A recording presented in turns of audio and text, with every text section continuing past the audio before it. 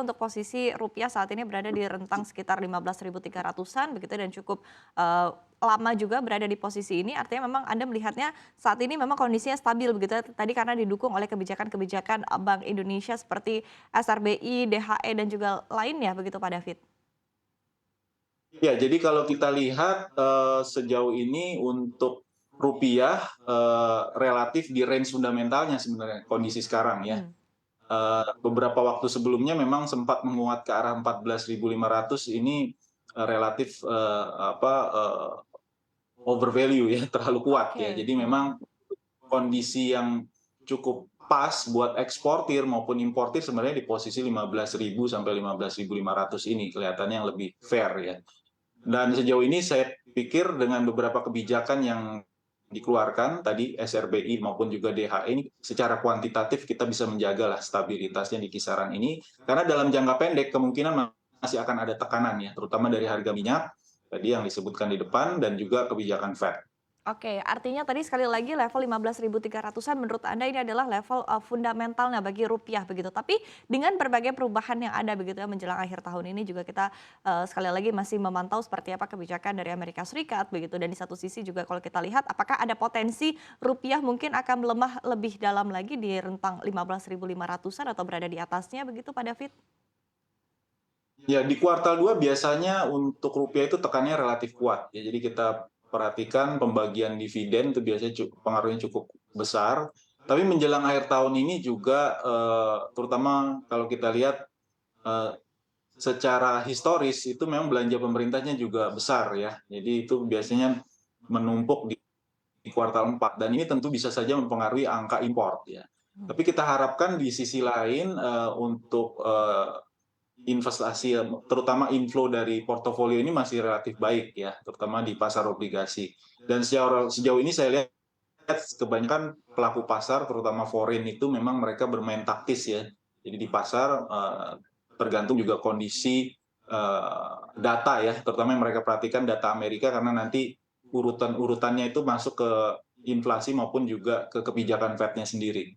Tapi sejauh ini kita memproyeksikan kebijakan Fed-nya ini max mereka masih akan menaikkan satu kali lagi Oke. sehingga mungkin di akhir tahun depan relatif akan lebih stabil untuk pergerakan di pasar finansialnya. Oke, tapi balik lagi tadi Pak David Anda menyebutkan level 15.300 adalah level fundamental, tapi kansnya untuk indeks untuk rupiah maksud saya begitu ya akan bergerak ke level 15.500 artinya semakin melemah ataupun juga menguat ke level mungkin 15.100, 15.200 seperti apa?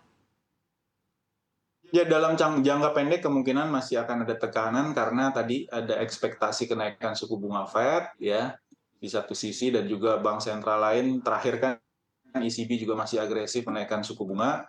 Yang satu hal lagi yang lebih dikhawatirkan sebenarnya harga minyak ya. Harga minyaknya ini memang agak melonjak akhir-akhir ini dan biasanya korelasinya juga positif dengan rupiah. Jadi itu yang perlu kita waspadai. Tapi sejauh ini cadangan devisa kita ini sangat besar ya. Ini juga relatif tertinggi dalam secara historis dan ini juga berperan untuk menjaga stabilitas rupiah kita.